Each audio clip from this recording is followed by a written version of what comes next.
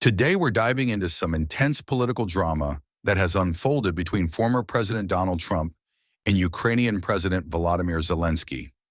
In a recent clash, Trump has slammed Zelenskyy after comments made by the Ukrainian leader about the future of the war in Ukraine.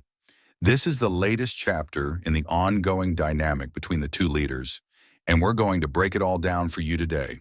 So let's get into it.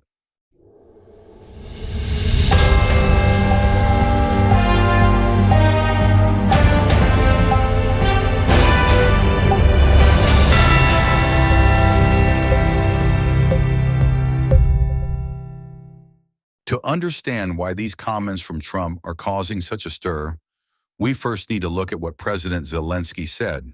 In a recent interview, Zelenskyy made a statement that the end of the war between Ukraine and Russia could still be far away. He acknowledged that while Ukraine is making strides in defending its territory, the war might not wrap up anytime soon. Now keep in mind that Zelenskyy has been a fierce advocate for Ukrainian sovereignty and territorial integrity. He's called for continued Western support, including weapons, sanctions against Russia, and political backing. But his comment about the war potentially dragging on wasn't received well by everyone. Zelenskyy recently admitted that the war in Ukraine might not end anytime soon, a statement that didn't sit well with Trump. Just days after their tense Oval Office meeting, Trump reignited his criticism of the Ukrainian leader. Trump has long expressed skepticism about U.S. military aid to Ukraine. He argues that the U.S. is spending too much while other countries aren't doing their part. During his presidency, he pushed NATO allies to contribute more and often hinted at negotiating with Putin directly. So, is Trump's criticism just about Zelenskyy's recent comment? Or is it part of a larger strategy to distance himself from Biden's Ukraine policy as he eyes the 2024 election? Many analysts believe that Trump is using this issue to solidify his base. He portrays himself as the leader who prioritizes American interests over foreign conflicts. But is his approach practical or just political? Regardless of Trump's stance, the U.S. has been one of Ukraine's biggest supporters in this war. Billions in aid, weapons, and diplomatic backing have kept Ukraine in the fight. But how long will this support last? With the U.S. election approaching, Trump's stance on Ukraine could shape foreign policy debates. Meanwhile, Zelenskyy faces mounting pressure as the war continues. Will Trump's approach gain traction, or will the Biden administration's commitment to Ukraine remain strong? And how will this impact the ongoing war? What do you think? Is Trump right to criticize Zelenskyy, or is he playing politics with the Ukraine war? Let us know in the comments, and don't forget to like and subscribe for more updates.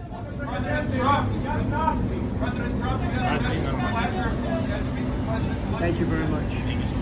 Thank you very much. It's an honor to have President Zelenskyy of Ukraine, and we've been working very hard, very close. So we've actually known each other for a long time. We've been dealing with each other for a long time, and very well. We had a little negotiation spat, but that worked out great, I think, for both countries. I think for the world, actually, beyond both countries. And we have something that is a very fair deal. And we look forward to getting in and digging and working and getting some of the rare earth. But it means we're going to be inside, and it's a big commitment from the United States. And we appreciate working with you very much. And we will continue to do that. We have had some very good discussions with Russia. I spoke with President Putin, and we're going to try and bring this to a close. It's something that you want and that he wants. We have to negotiate a deal, but we've started the confines of a deal, and I think something can happen. The big thing is the number of soldiers, mostly at this point, but soldiers being killed. You're losing thousands of soldiers. On both sides, we're losing a lot of soldiers, and we want to see it stop.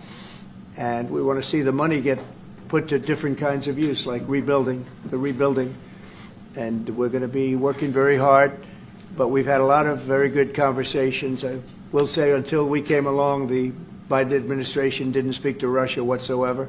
They didn't speak to anybody. They just allowed this to continue.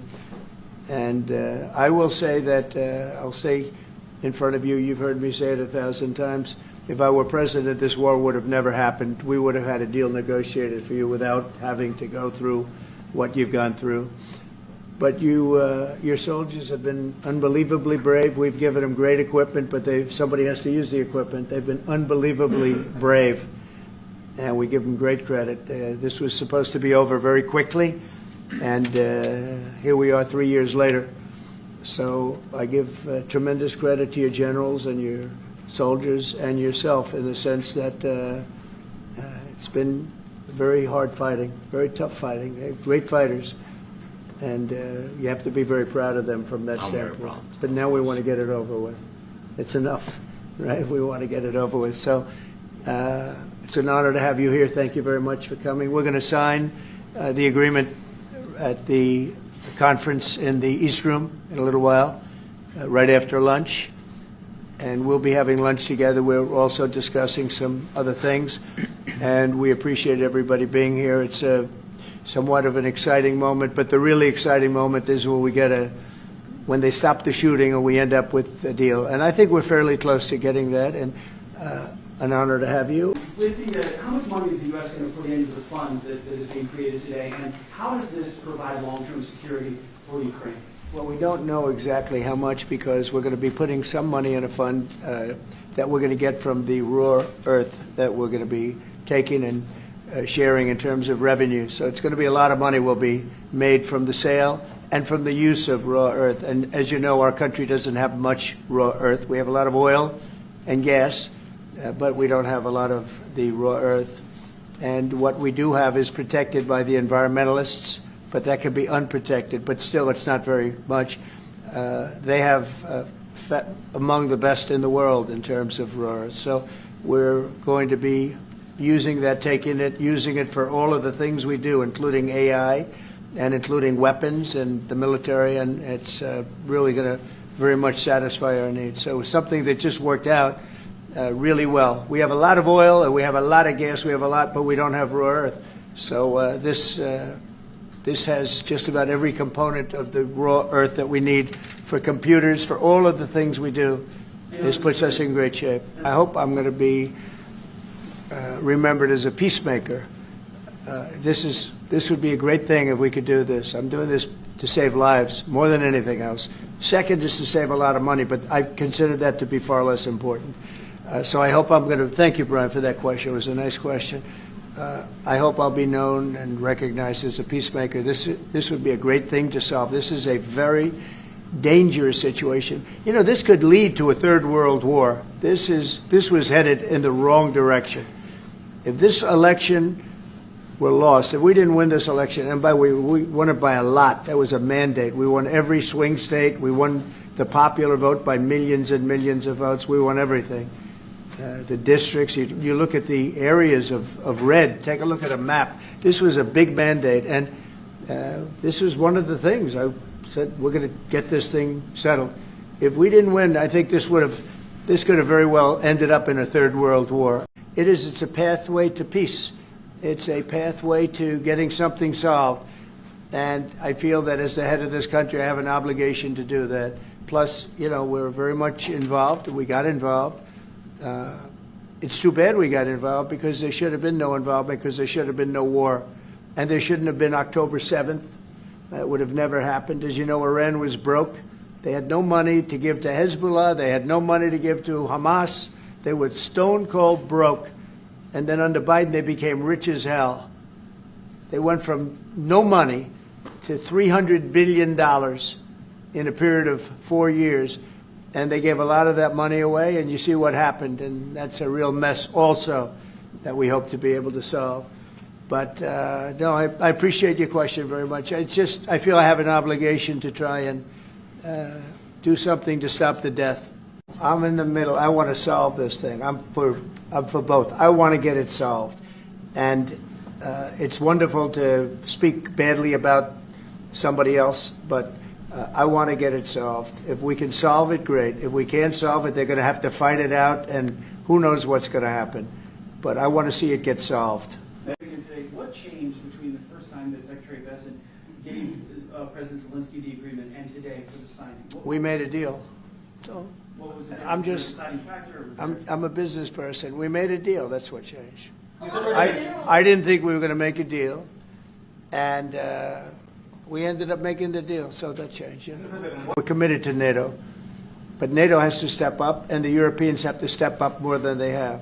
And I want to see them equalize because they are in for far less than we're in, and they should be at least equal.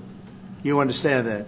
Why is the United States, we have an ocean in between, why is the United States in for so much more money and other things as Europe? With that being said, and as you said, they've also been obviously very helpful, but we have put in far more than they have, and I think they should equalize. We spoke about this in detail with the Prime Minister, the Foreign Secretary, and others at lunch yesterday, and I know that Secretary of Commerce Lutnick followed up in private meetings last night. This is really important. We believe Americans have the right to speak their mind, even if we in this room disagree with them. They have the right to speak their mind in the public square, which is often online these days. And we're going to defend that right as it pertains to American companies and American citizens vigorously if we have to. I do think that under the President's leadership, we're going to find common ground with our friends in the UK on this question, but it remains to be seen. The principle that will guide us is we believe in free speech in this country, and we'll fight for it for American citizens. Well, we actually spoke to them about that yesterday, and we thought they took it very, very much too far. JD was very strong on it, so was I, so was Marco, and we've been speaking to him about it. Marco, would you like to say something about that? We have concerns, obviously, with the conduct of those, particularly as it impacts Americans. And there's real concern that American speech, which is online, could fall into the hands of the British or any country's jurisdiction. And so this is a point the Vice President made in Munich, and I think it's a very compelling one that what unites us with Europe, as much as anything else, is these shared values, and one of them being free speech. And so if Americans are threatened by it, we're going to need to take action in that regard. I'm talking about the kind of diplomacy that's going to end the destruction of your country. Yes, but if you are Mr. not President, strong... Mr. President, with respect, I think it's disrespectful for you to come into the Oval Office and try to litigate this in front of the American media. Right now, you guys are going around and forcing conscripts to the front lines because you have manpower problems. You should be thanking the President for trying to bring an end to this conflict. Have you ever been to Ukraine that you say what problems we have? I have been to. Come once. I've actually watched and seen the stories, and I know what happens is you bring them on a propaganda tour, Mr. President. Do you disagree that you've had problems bringing people into your military? We have problems. And do you think that it's respectful to come to the Oval Office of the United States of America and attack the administration that is trying to prevent the destruction of your country? A lot of questions. Let's start from the beginning. Sure. First of all, during the war, everybody has problems. Even you, but you have nice ocean and don't feel now, but you will feel it in the future. God bless. You don't know that. God bless. You don't God know that. bless. You will not have a war. Don't tell us what we're going to feel. We're trying to solve a problem. Don't tell us what we're going to feel. I'm not telling you. Because I'm you're in no answering on this position to question. dictate that. That's Remember exactly this. what I'm not You're in dictating. no position to dictate what we're going to feel.